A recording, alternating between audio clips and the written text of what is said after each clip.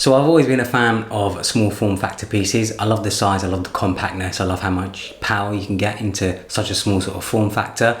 And I've wanted to build one for a year or two now. And what sort of led me over the edge was I went to a technology event earlier this year, played on a gaming PC, and I was like, wow, I actually need to have one. This is 4K gaming at like 60 FPS. Why haven't I seen this sooner? Why haven't I discovered this sooner? You know, you can only go so far with an Xbox or a PS4. So my main aim with this build was to make a PC that looks great. That was my top priority. I wanted a PC that looks good, that looks aesthetically good. And it has to be able to do 4K gaming or 1440p high refresh rate gaming. Those were sort of my main priorities when it came to this build. I waited till Black Friday, Cyber Monday to buy the parts. I wanted to make sure that I get the best price on them, and thankfully I did. I waited till then and I saved, I think it was like 200 or 300 just from waiting for the deals to come along. This is my first PC build. You know, I haven't built a PC before. I have no experience in building PCs. So bear with me if something doesn't look right, I'm learning as I go along. I also wanted to say a huge thanks to Ali Said from Optimum Tech. He helped me choose the parts, he guided me through working out the build and making sure everything works. So huge thanks to him, check out his channel. He does some awesome PC related content, but let's get into the build.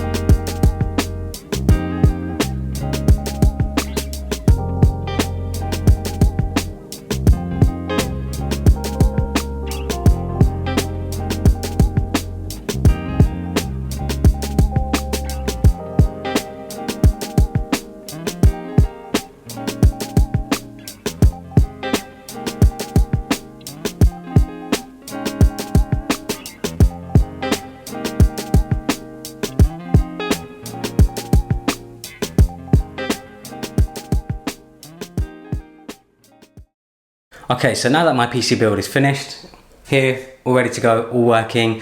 The build process was pretty smooth, except from one hiccup that I'll go through at the end. But I chose the Streacom DA2 case in matte black, as you can see.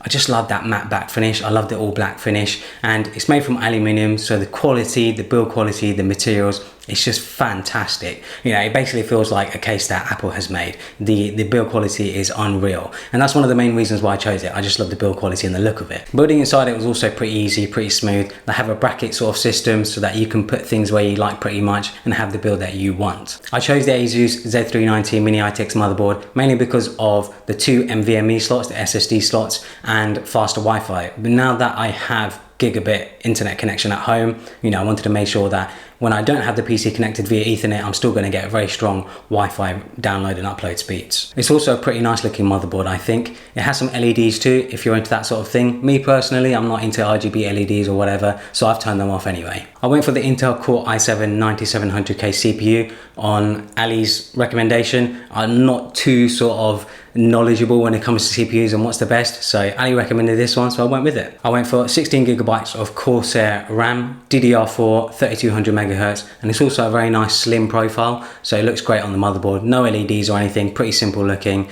and yeah, it just works well. I did, however, have to go into the BIOS to manually make sure that the RAM is at its full speed. For some reason, it was at 2100 megahertz, so I upped it to 3200 to obviously get the speed that I paid for. I went for 500 gigabytes of NVMe SSD storage.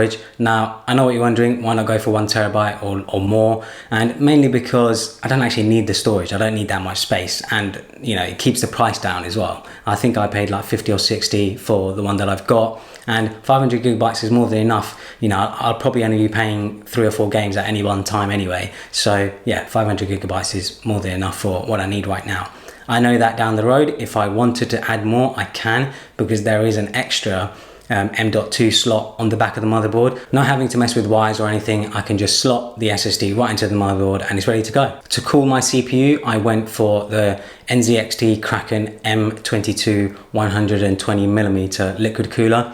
Mainly because it looked cool. There isn't really another reason for it.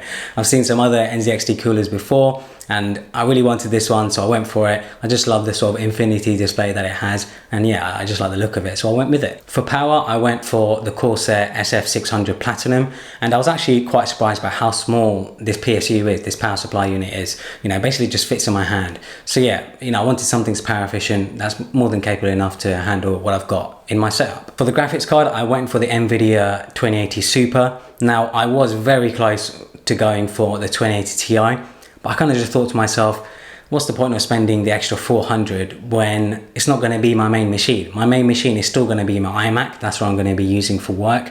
This machine is mainly just for gaming, and the 2080 Super I think is a good middle ground for gaming. You know, if you're not too fussed about having the best performance, I think this is a good option to go with. And obviously you save a lot more money, and I wanted to use that money on the rest of the build, so that's what I ended up going for. I get 4K 60 FPS quite easily in Apex Legends in this build, which is exactly what I wanted it for. But you know, if I lower the resolution down to 1440p, I can easily get 120 frames per second, which is perfect for gaming, for high-paced shooters like Apex Legends.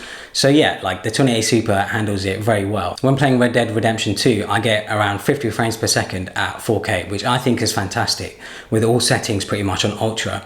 You know, a game like Red Dead Redemption 2 doesn't actually need a very high frame rate, because it is like a movie. So, you know, I'm not too fussed about hitting that 60 FPS in Red Dead Redemption 2. I think 50 FPS is more than enough, and I'd rather have the sort of 4K clarity and make a bit of compromise when it comes to the frame rate itself. So yeah, when it comes to gaming, this PC is more than enough for what I want, and I'm sure it's going to be more than enough for what I want for the next couple of years. So yeah, I'm very happy with the gaming performance so far. When it comes to using keyboard and mouse for gaming though, I'm absolutely terrible. I have no idea what I'm doing. You know, I've grown up playing consoles, I've grown up using controllers ever since I was a child, so having to switch over to keyboard and mouse has been difficult, but I've been able to connect up my PS4 controller via USB directly into the PC itself, and play with my controller if I want to, and that works for me in Apex Legends. But I do need to get the hang of using keyboard and mouse, because, you know, as everyone says, it's just much faster and much easier to use a keyboard and mouse. If I were to do the build again, I'd probably think about cable management a lot more,